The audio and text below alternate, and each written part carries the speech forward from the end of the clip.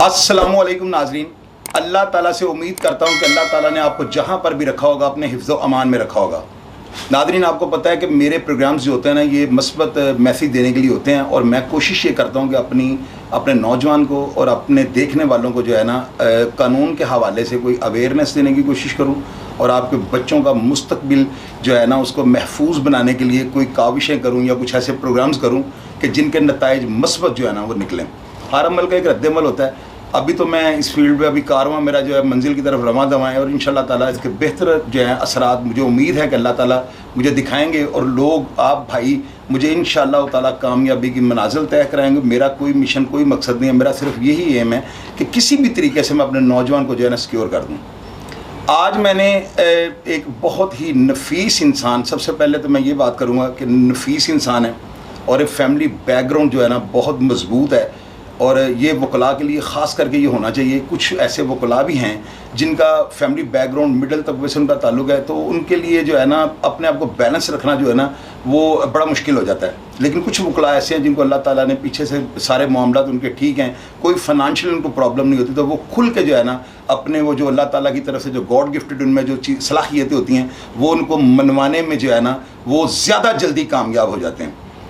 मेरे साथ आज इस प्रोग्राम में मौजूद हैं सैयद फरहाद अली शाह साहब, सरगोदा से इनका ताल्लुक़ है और साबका chairman executive committee Punjab bar council Lahore से जो है ये एक नामजद इतने बड़े ओहदे पे ये रहे हैं और मेरी नज़र में ये बहुत ज़्यादा एज के हिसाब से अल्लाह ताला ने इनको इज़्ज़त से नवाजा हुआ है। Advocate supreme court of Pakistan है और नाजरीन मज़े की बात यह है कि वकला बेंच जो होता है ना ये बड़ा ये वाहिद एक जो है ना प्रोफेशन है कि जिसमें मैंने आज तक ये देखा है कि वकला जो है ना इनके आपस में एकता बहुत ज़्यादा होती है।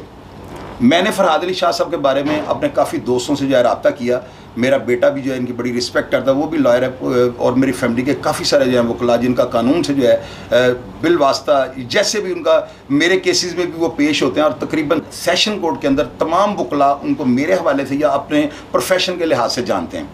सैयद फरहाद अली शाह जो हैं ये एक ऐसे अल्लाह ताला ने इनको मुकाम पे ला के बिठाया है कि आज वकला जो है ना सारे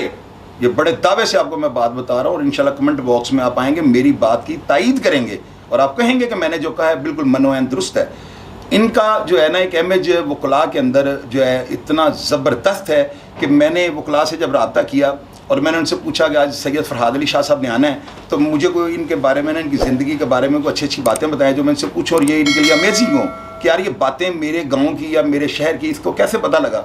तो उन्होंने मुझे बताया कि ये इतने ज़बरदस्त इंसान है कि वकला से अगर दानिस्ता या गैर दानिस्ता तौर पर कोई भी गलती या कोई भी अगर इनसे कोई ऐसा मामला हो जाता है, इन्होंने कभी भी उस बात को उस वाक़े को नहीं रद्द किया। मानते उस बात को कि ये वाक़या ज़रूर हुआ है लेकिन इन्होंने हमेशा वकला को डिफेंड किया है, अपनी बरादरी को डिफेंड किया है और इनका एक एम है। अभी 2 दिन पहले वो एक वाक़या हुआ है और मैंने जब फेसबुक पे इनका अकाउंट खोला और मैंने इनकी ज़िंदगी के बारे में, ज़ाहिर है अगर किसी का प्रोग्राम करना है तो कुछ तो हमें सवालात का पता होगा तो हम करेंगे ना।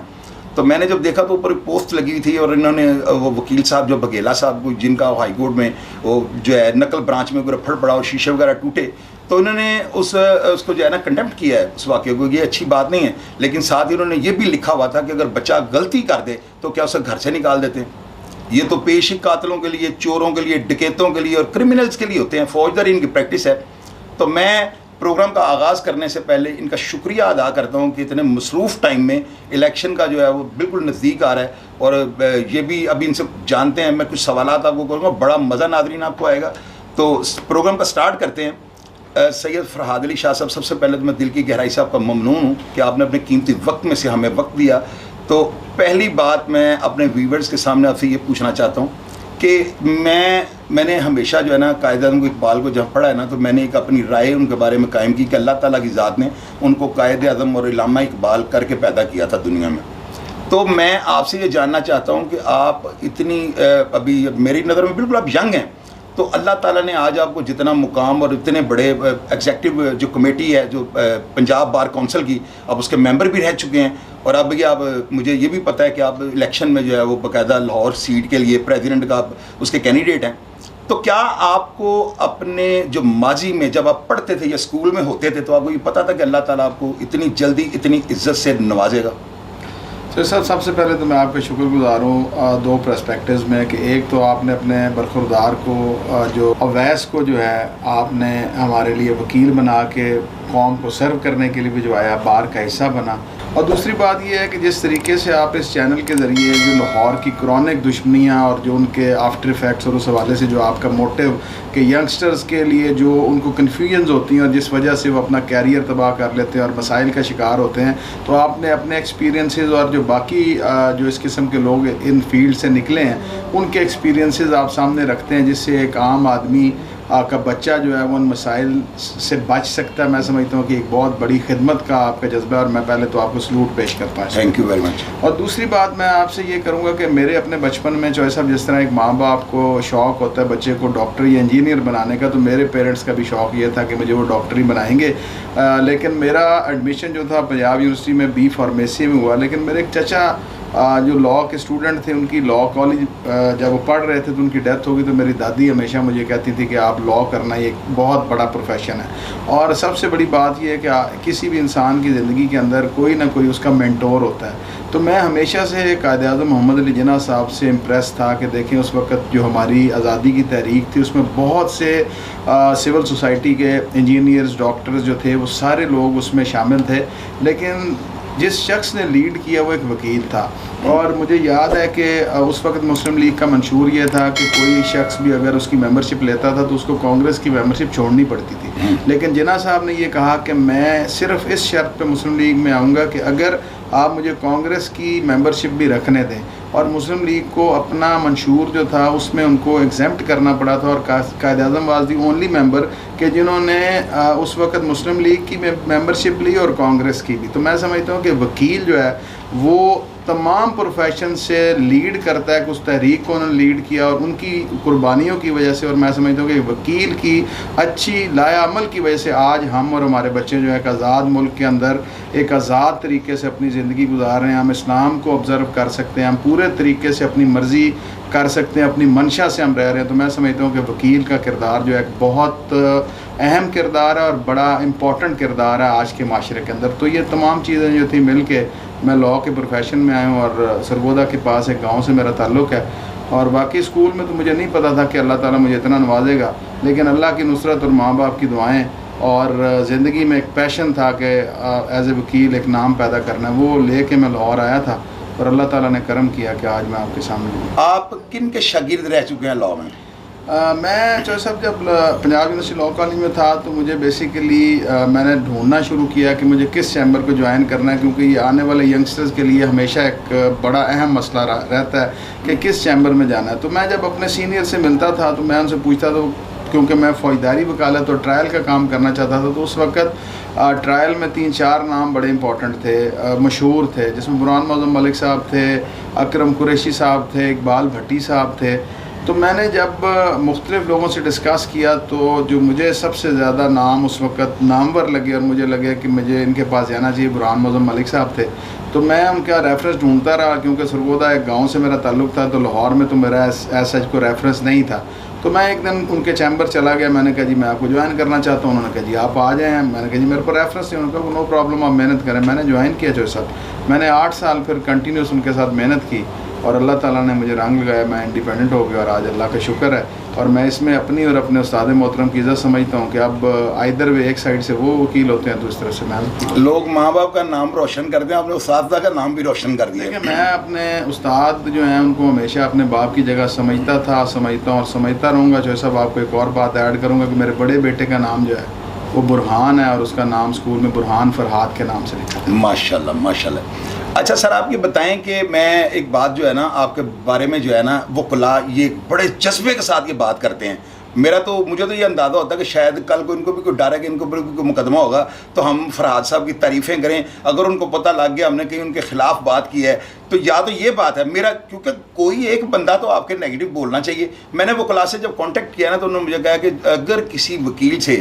دانستہ یا غیر دانستہ کوئی ایسا معاملہ بن جاتا ہے کہ قانون کو ہاتھ میں لینا پڑ جاتا ہے، وہ ایسی صورتحال ہو جاتی ہے تو آپ اس کو مکمل طور پہ جو ہے ڈیفینڈ کرتے ہیں۔ اچھا مجھے آپ یہ بتائیں آپ حالات و واقعات کو دیکھ کے اسے ڈیفینڈ کر دیں گے، اسے اپنا وکیل یا بیچمیٹ یا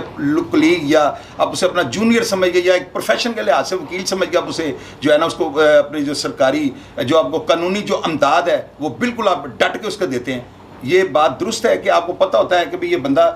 اس کو یہ اسے قانون ہاتھ میں لیا اور غلطی کی ہے، اس کے باوجود آپ اس کو جو ہے کورٹ میں آپ اس کے وکیل ہوتے ہیں اور اس کو انصاف دلاتے ہیں اور اس کو بری بھی کرواتے ہیں؟ چلو سر دیکھیں، میرا تعلق کیونکہ گاؤں سے ہے اور ہم برادری ازم پہ جو ہے ہمیشہ ہمارا یقین ہے، اور یہ وکلا برادری اور کالا کوٹ جو ہے اس کی وجہ سے ہی آج میں لاہور شہر میں جو بھی میرا نام ہے اس برادری کی وجہ سے ہے۔ چلو سر میں نے نہیں دیکھا کہ وکلا کے اندر کوئی کرمنلز ہوں۔ وکیل لڑتا بھی ہے نا، وہ اپنے لیے نہیں لڑتا جو ایسا، وہ لڑتا ہے لوگوں کے حقوق کے لیے۔ آج آپ جو بگیلا والی آپ نے ابھی مثال دی، وہ نقلیں کوئی اس کے اپنے گھر کی ڈگری کی نہیں تھی جو ایسا، وہ کسی غریب آدمی کے اس بیٹے کے ضمانت کے حوالے سے تھی کہ جو پچھلے 6 مہینے سے جیل میں تھا، اور بڑی مشکل سے بگیلا نے اس کی ضمانت کروائی تھی، اور اب صرف نقل نہ بننے کی وجہ سے وہ بچہ پچھلے 3 مہینے سے جیل کے اندر تھا، اور وہ صرف اور صرف اس بڑھیا کی تکلیف کو لے کے وہاں برانچ بار بار جا رہا تھا، اور جب برانچ نے اس کی نہیں سنی تو اس نے پھر یہ ایکشن کیا۔ تو عام طور پہ وکیل جو ہے اس کی اپنی ذاتی لڑائی نہیں ہوتی، لیکن یہ جو صاحب ہم غلطیوں کے پتلے ہیں، ہمارے سے غلطیاں ہو جاتی ہیں، اور ویسے بھی ہمارے جو ینگسٹر آتے ہیں اس فیلڈ کے اندر تو ان کو جو مسائل ہوتے ہیں کیونکہ اس کا کوئی پرسانِ حال نہیں ہے تو وہ اپنا ایک ریئیکشن شو کرتے ہیں، اور ریئیکشن آپ کو پتہ ہی ہے کہ ہم منحصل قوم اس وقت جو ہے صبر کا پیمانہ ہم چھوڑتے جا رہے ہیں، اور ہمارا جو ایکشنز ہیں وہ بہت زیادہ پرخطر ہوتے جا رہے ہیں۔ تو جو صاحب اگر بازو ٹوٹ جائے تو وہ اپنے ہی گردن کے ساتھ باندھی جاتی ہے، اور برادریوں کو چھوڑ دینے والے کبھی بھی میں نے زندگی میں نہ تو کامیاب دیکھے ہیں اور نہ میں نے کبھی خوش دیکھا ہے۔ تو میں آج اگر آپ کو ایک اپنا راز بتاؤں اپنی کامیابی کا، تو میرا راز اور جو رنگ اللہ نے مجھے لگائے ہیں اپنی برادری سے نیک نیتی کے ساتھ دھڑے کا پہرا دینے کی وجہ سے آج میں کامیاب ہوں۔ ماشاءاللہ۔ اچھا سر، آپ یہ بتائیں کہ میں نے ایک واقعہ سنا ہے کہ ایک جگہ آپ نے جو ہے آپ کے اوپر کوئی مقدمہ درج ہو گیا تھا، آپ اس کی کویشمنٹ کے لیے آپ کورٹ چلے گئے، ہائی کورٹ سے آپ نے رجوع کیا ہے، ظاہر ہے کہ ایف آئی آر کو ہائی کورٹ ہی کویش کر سکتے ہیں، تو وہاں پہ کوئی مظاہر اکبر نقوی یا کوئی غالباً کوئی جسٹس ہے، وہ ایک واقعہ وہاں پر ہوا تھا، اور انہوں نے آئی او کو جس نے آپ کے خلاف ریکارڈ عدالت میں پیش کیا تھا، عدالت نے بڑے سخت لہجے کے ساتھ اس کو کوئی بات کہی تھی، کیا آپ میرے ویورز کو بتانا پسند کریں گے؟ چلو صاحب، ایک ملک عثمان ایڈوکیٹ کے 5 بھائیوں کو سی آئی اے پولیس نے قتل کر دیا تھا پولیس مقابلے میں۔ اب وہ بیسیکلی بچہ ان کیسز کی پیروی کر رہا تھا، تو انہوں نے اس کے خلاف ایک جھوٹا مقدمہ درج کر لیا۔ اچھا، میں اس کی پیروی کر رہا تھا تو انہوں نے ایک میرے خلاف صرف اس پیروی سے منع کرنے کے لیے ایک جھوٹا مقدمہ درج کیا کہ میں نے ایک انسپیکٹر کو وہاں پہ مارا ہے اور اس کی وردی پھاڑ دی۔ میں خود ممبر بار کونسل تھا، میں نے کہا کہ نہ ہم عدالت کو تالا لگائیں گے، نہ ہم ہڑتال کریں گے، میں لیگل وے جو ہے اڈاپٹ کروں گا۔ تو میں نے جو صاحب ایک پٹیشن فائل کی for the quashing of F I R, mister justice Madar Ali Naqvi صاحب نے ڈی آئی جی انویسٹیگیشن کو وہاں پہ طلب کیا، اور طلب کرنے کے بعد جب انہوں نے پوچھا کہ انہوں نے کیا کیا تو اس انسپیکٹر نے کہا کہ جی مجھے شاہ صاحب نے مارا ہے اور میری وردی پھاڑ دی۔ انہوں نے کہا جی، انہوں نے حالانکہ یہ جج صاحب کو نہیں کہنا چاہیے لیکن انہوں نے کہا کہ میں اس چیز کو مان ہی نہیں سکتا، میں فراز شاہ صاحب کو جزاتی جانتا ہوں، میرے پر روز پیش ہوتے ہیں، یہ اس قسم کی حرکت نہیں کر سکتے۔ اور انہوں نے ڈی آئی جی سے کہا کہ آپ جا کے فوٹیج لیں اور تفتیش مکمل کر کے لائیں، اور اگلے دن ڈی آئی جی نے کہا کہ ہمارا انسپیکٹر جھوٹا ہے، اور پھر ہائی کورٹ نے وہ ایف آئی آر کویش کی، اور وہ پورا کا پورا جو تھا انہوں نے آبزرو کیا اس کے اندر۔ تو جیسا میں تو یہ سمجھتا ہوں کہ میرا ایمان یہ یقین یہ ہے کہ انصاف نہ صرف ہوتا ہے بلکہ ہوتا دکھائی بھی دیتا ہے۔ بالکل ٹھیک ہے۔ اچھا سر، میں ایک آپ کی رہنمائی چاہوں گا میرے ویورز کو اور میرے ناظرین کو۔ میں اکثر اپنے پروگرامز میں بات کرتا ہوں، آج آپ جو میرے ساتھ موجود ہیں اور میں آپ سے یہ سوال ضرور کرنا چاہوں گا، اور آپ کی جو ہے نا بڑی اہمیت والی آپ کا جواب ہوگا، اور ویورز سنیں گے اور ان کے جو ہے نا ان کے نالج میں اضافہ ہوگا۔ میں اکثر اپنے پروگرامز میں کہتا ہوں کہ ایک واقعہ ہوتا ہے 302 کا نا، اس واقعہ میں ایک ایف آئی آر درج ہوتی ہے اور اس میں 2 گواہان ضروری ہوتے ہیں، اور جو جائے وقوع ہوتی ہے نا، وہ جو شواہد ہوتے ہیں نا، جو 2 عینی شاہد جو لکھے ہوتے ہیں ایف آئی آر کے اندر، وہ ان کی جو ہے نا پلیس آف اکرنس پہ جو ہے موجودگی، وہ اس کا کبھی کسی نے نہیں اس کو دیکھا کہ یہ گواہان وہاں پہ موجود تھے یا نہیں تھے۔ اس کے برعکس آپ دیکھیں کہ 302 کے مقدمے میں 3 بندے یا 4 بندے نامزد ہیں، ان نامزد ہیں یا نامعلوم ہیں یا جو بھی، پولیس ان کو جب صفحہ مثل پہ ان کی تفتیش یا انٹیروگیشن شروع کرتی ہے تو اس میں پولیس والے اس دن کی ان کی سی ڈی آر نکلواتے ہیں، اور اگر جائے وقوع پر پلیس آف اکرنس پر ان کی جو ہے بوتھ کی یا جو ان کی لوکیشن وہاں پہ آ جائے تو پولیس یہ نہیں دیکھتی کہ یہ بندہ بے گناہ ہے یا گناہ گار ہے، وہ اس کے موبائل کی لوکیشن پلیس آف اکرنس پہ دیکھ کے اس کو